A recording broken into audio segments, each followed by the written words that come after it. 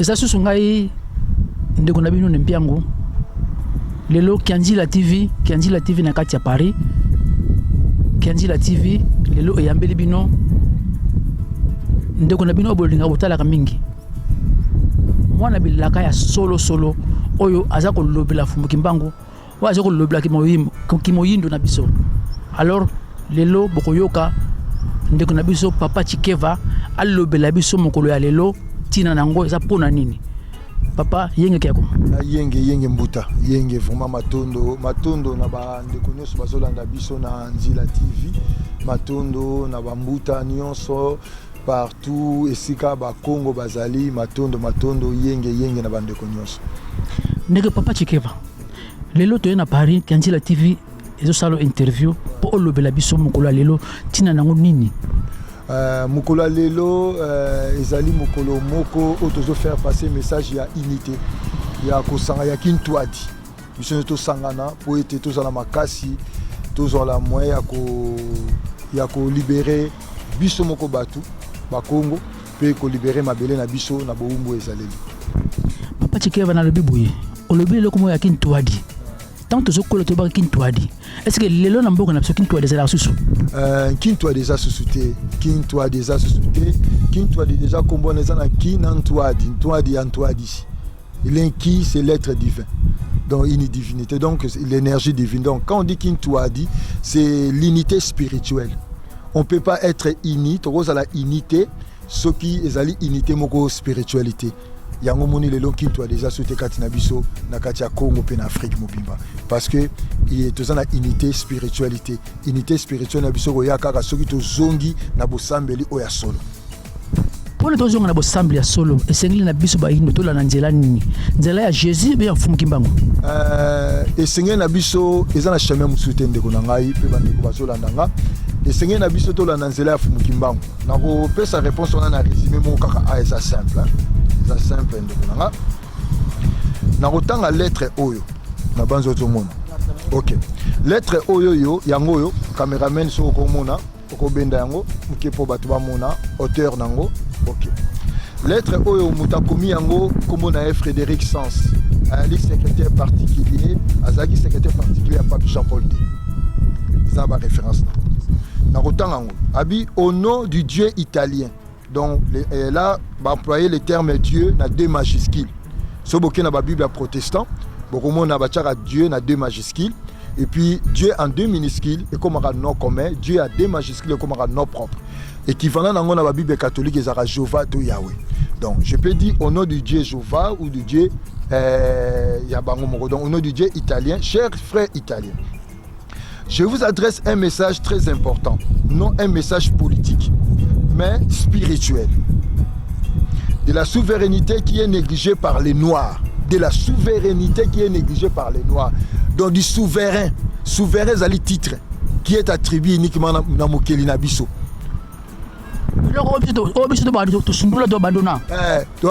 Mokeli na biso.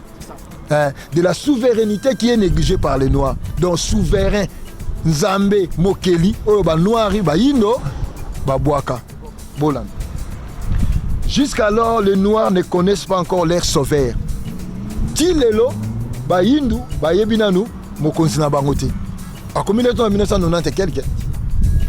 C'est ainsi qu'il y a beaucoup de morts, de guerres, de maladies chez eux. Ils ont négligé leur authenticité. Comment connaître encore leur sauveur? Voulouz, Deni Baroye Baye. Les grands rois et sauveurs ne fâchent contre eux. Les grands rois. Donc s'il y a des petits rois, mais il y a un grand roi. Donc tant la Bible na bango batanga ba chrétien ba nzamba za les rois des rois. Parce qu'on va dire yango na équivalent les grands rois. Donc mutoza mukolo ya ba roi nyos et sauveur Voulouz. Azana kanda contre ba. Si les noirs ne cherchent pas leur sauveur, l'Afrique sera tombée dans la plume des ténèbres. Ceux qui sont noirs, bakoluka mobiki sina bangote, Afrique ko na molili, ba to teka biso na Libye. Ba to teka ba organe na biso na Libye. Et ça qui m'a ramba vente organe. Ba migration ba tozo kufa. Ba guerre par-ci par-là tozo mona en Afrique. Moni ténèbres yango wana. Li felo yango wana. Le chaos yango wana. Mais na Syrie peut tozali na chaos. Non. Parce que noir tu na chaos, tout le monde mokili bomba chaos partout dans le monde. Ah, l'Afrique. L'Afrique sera dans les ténèbres. Le chaos tout le monde en Syrie pour na nini. Na rekoma on a suka na conclusion na sabili bo mon lien ya Syrie na biso na conclusion. Na si sortanga. L'Afrique terre des prophètes. Et pas na biso ne ba prophète babima. Bataille Mwanda, Mbumba Philippe, Sima Untoko, Papa Mpadi. Vous avez un musulman prophète Mohamed. L'Afrique, terre des prophètes. C'est qu'il y a quelque chose, tout continue. Terre des prophètes. L'islam, judaïsme, christianisme, c'est le lokomoko. Bazana papa moko Abraham. Abraham wana zalakate, Moïse wana zalakate. Comment le papa moko? Parce que tout conflit, ils aura toujours conflit religieux. Ils aura toujours religieux. La guerre nous sera toujours religieux. Il y a besoin de la guerre à côté kuna. Maintenant, Abi, terre de grands messagers divins, terre de grandes richesses qui coulent comme des miels, liés des refuges d'Abraham, d'Isaac, de Jacob et de ses enfants. Terre d'exil de Moïse et de Jésus-Christ lui-même est africain. Il est vivant en chair physique et en esprit. Le Congo est sa maison. L'Afrique, sa parcelle. Il a lutté pour sauver les Noirs. Mais ceux-ci sont encore ingrats pour les grands sauveurs et seigneurs Kimbangu. Namoni otangi kombo ya Jésus. Oyo abotami en Afrique. Nazokoma papa. Sima ba question na yo. Ba question est bien. Je vous recommande au nom de notre Dieu italien, fait tout pour introduire cette vraie religion pure et claire, authentiquement africaine dans notre pays, dans toute province, district, commune, secteur et village. Bakoma ressemble la Kimbangu. Comme les siens ne les connaissent pas, profitons-nous de lui. Nous profitons de la Kimbangu. Il va nous bénir si nous les connaissons en gardant ses commandements et ses principes. Voire même nos bêtes seront véhiculées dans des voitures de luxe. Toute religion qui n'est pas d'origine africaine est fausse parce que sa parcelle est en Afrique. Sa religion doit avoir des racines authentiques en Afrique. Les ancêtres les connaissent sous le nom de Nzambi-Mpungu, donc Kimbangu, c'est-à-dire Dieu Tout-Puissant. Il les sauve entre les mains des ennemis. Pardon. Fumu Kimbangu abotami kaka lobi bakoko na soba Nzambi Mpungu afango Fumbanga botama. Comment on le babe Nzambi Mpungu? Gardez ma question là, nazo koma mbuta. Ma question est lengi pour batwa yoka. Tous les grands prophètes de toute race et couleur ont prophétisé sur lui. Au début du XXe siècle, il s'est révélé de nouveau pour sauver pour les sauver entre les mains de leurs ennemis. Il s'est révélé de nouveau. Mbuta. Nangina Sabino bandeko bozola nanga. Na caméraman azawa, na mbuta oza awa.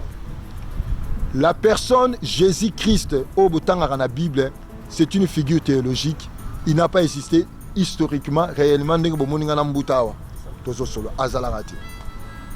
C'est une figure théologique.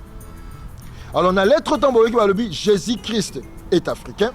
Or, dans la Bible, la figure théologique de Jésus-Christ est le symbole d'un Dieu sauveur. Est-ce que l'on a bien? D'un Dieu sauveur. La figure théologique de Jésus-Christ est allée expliquer une divinité sauveur de l'humanité. Raison pour laquelle Frédéric Sens, dans la lettre naïe, il prend ses références pour que il n'y a qu'un seul sauveur, Azamutu Mwindu, Yewana Babengi Fumukimbangu. Comme sauveur, ils ont titre, ils ont non propreté. Ils ont le Nzambi, ils ont le omniprésent. Ils ont le Tulendo, ils ont le tout puissant. Ils ont le titre. Nzambe aza na kombote, mokeli na biso aza na kombote, il n'y a pas un nom propre nenga bomoninga chikefa. Ko pesa Nzambe kombo ezali ko sala ye ko créer ye. Nzambe amona na kana biso na ba titre na ye. Yango boko mona bandeko nanga bozola nanga ba o batanga ka Bible mingi. Boko mona na Ancien Testament, le Dieu de l'Ancien Testament le binini. Il n'y a pas un autre sauveur en dehors nanga. Donc s'il n'y a pas un autre sauveur en dehors naïe, cela veut dire le Dieu du Nouveau Testament Jésus-Christ wana n'est rien d'autre qu'à le Dieu de l'Ancien Testament. Donc cela veut dire tant que Fumukimba ngaye abinazali tout moi nzambi mvuluzi tout moi et pas na biso ngeko le ba Messie libérateur mvuluzi ngolo ba sauveur. Donc il dit clairement je suis nzambi, je suis créateur nazamokeli na bino nzambe na bino. yango moni Frédéric Sansa lobi lopango na ezali Congo ndako na ezali Congo lopango na ezali Afrique. Mais maintenant revenons à la question tuningai olobi na Syrie kuna mobulu ezali na mboka partout instabilité ezali frère Mouta ya liboso ba congolais fo boyo boza banani eza pamba te ba bengi biso Congo diantotila na libota nyonso la bénédiction et la malédiction passent par le fils aîné moi na liboso soki moi na liboso azu éducation ya malamu te ba oyo batikalaka na sima ba bebisaka ba peuple Congo bazali les aînés de la création.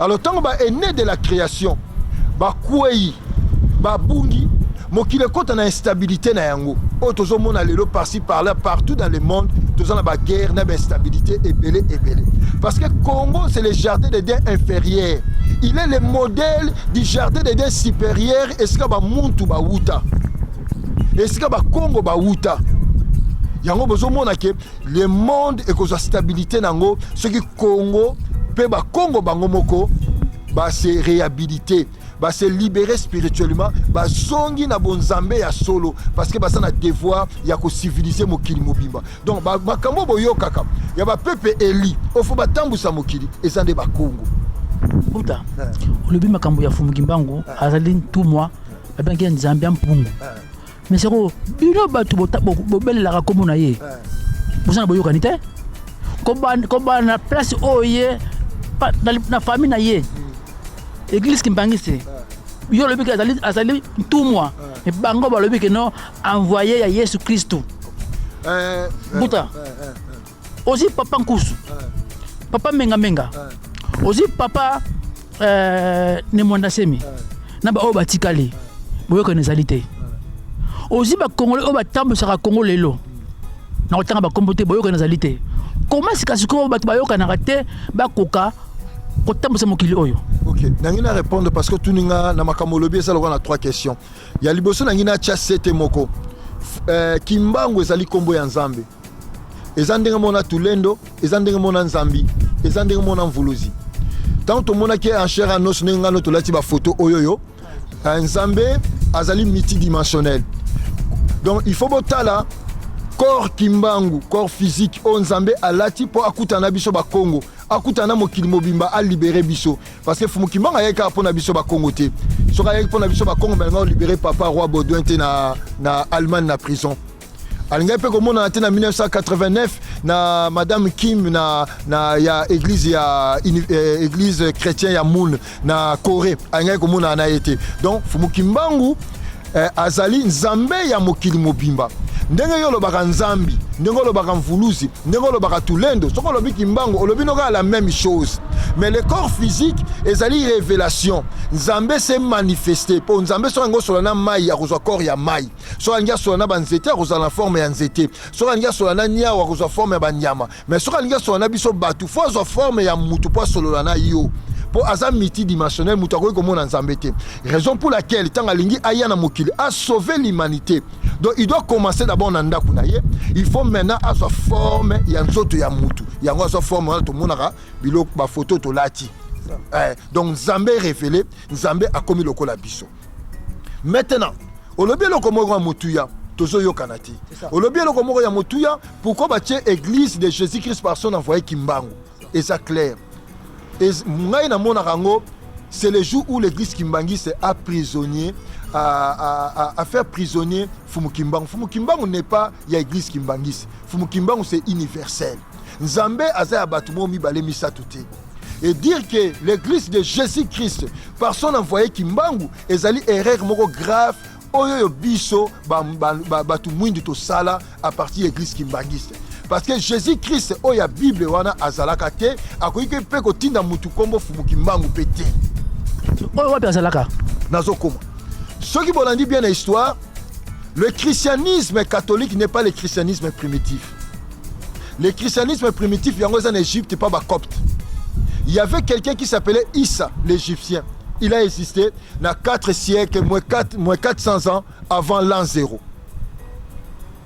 Issa wana a salapé un miracle. A koufa normal, ba persécuté, ba torturé. A koufa na croité. Ceux qui bokei na Égypte, beaucoup monde na misé Égypte, ba tia ba photo na ye. Yesu moko ya mutu mwindu na ba disciple na ye pembeni. Yende mutu amemaki la tradition égyptienne ya culte ya ba Osiris Isis aye nango na Palestine. Yango bokomona na Acte des Apôtres. Tant bazolo ba Rome persécuté ba chrétien bazolo nanga bo fongola na Bible. Je pense qu'on a dans la bonne mémoire et dans Acte chapitre et ça bon na bosani verset wana mais beaucoup monde ngo l'apôtre Paul tant bakanga qui bazo sambise ba confondre les égyptiens ba bien que les égyptiens ko sala des autres ratés. Donc pour comprendre que Rome ba chrétiens oh ya persécuté c'était des noirs égyptiens. Oh basaki na culte ya tradition égyptienne oh eza ya biso moko. Oh isa amemana na Palestine. Amemaki na Palestine pour apprendre bango la tradition spirituelle égyptienne. Alors tant comme na Palestine donc na Moyen-Orient na Israël wana, il a dispensé cette tradition wana et pas ya batu. Et ce sont les noirs coptes bangonde ba vrais chrétiens à liboso, bangonde Rome a persécuté qui. Rome n'a pas persécuté ba chrétiens à l'église catholique tout le monde a Jésus oyo non. Jésus oyo a li mélange, il y a Krishna na Mitra basali Jésus oyo. Et d'ailleurs pour ta information papa langai sur Otali, il y avait quelqu'un qui s'appelait Apollo de Tyana. Apollo de Tyana aussi. Apollo de Tyana aussi, c'est un grec qui a fait aussi des miracles comme Jésus. Il était venu apprendre par Nabiso, en Égypte, à Koufi, un siècle après l'an 0. Donc, le Jésus de la Bible n'est pas une personne réelle historique, c'est une personne théologique. Le fait de dire que c'est Jésus de la Bible, qui est rien d'autre que Jéhovah, Yahweh, le pentagramme, les 5e son Chine, les Yehoshua, Atinda, Fumukimban, et alors quand tu as Satan, Atindi Fumukimban. Or, Fumukimban, tu as créé Satan, a créé Batunios. Il y a une conférence. Le message dit que peuple na conférence, na message moko. Ezali liberté spirituelle nabiso et goyaka na nzela ya Fumukimban. Pour la liberté politique, pour la liberté économique et socio-culturelle. Ce qui est ko sambela, ndenge Fumukimban alaksaki biso, ndenge transmettre tradition na bambuta machwa, bambuta mbumba, bambuta matai, bambuta mpadi, batikeli biso na nzela ya kingunza, yango wana tozongeli ko sambela bongo. C'est alors que tu as la liberté na biso. Parce que alobaki, mutakoya ko libérer biso za kwa tulendo. Kwa tulendo, c'est une puissance. Eza bonzambe na kati ya mutu moko aponi, alinya sa la libération, ya peuple na biso pe ya mokili mobimba. Tolandi ndekonomso ngunza ya munene Chikeva polanda ina conference akoloba mingi moto moyindo tango ko kilamuka poto sikula Afrika matondo kukele yango yo émission na bino yango yo kasi bokoleka na plateau ya nebiango akoyamba bino mpuba ya kufungula bayindo biso bolamusa bango obayeba kibo bango oya kutala oya koyoka oya komona kimona meso kukele ekolobisa onini tozonga na nzela oyo tobungelaki oya kutala oya koyoka zasuna tango ya kolala te ekomi tango biso poto lamuka moto moyindo lamuka kiele lingi yo ozala ndenge nini futuka wana ya pambo ya pedila kukela yepo azongiso na nzela wana po ozonga na nzela bosolo na yo kukele yango ye kukele ye na tongo po elamusa yo kibo biso kukele nde ekati makambo biso Kukele, votre émission de toujours. Kiel.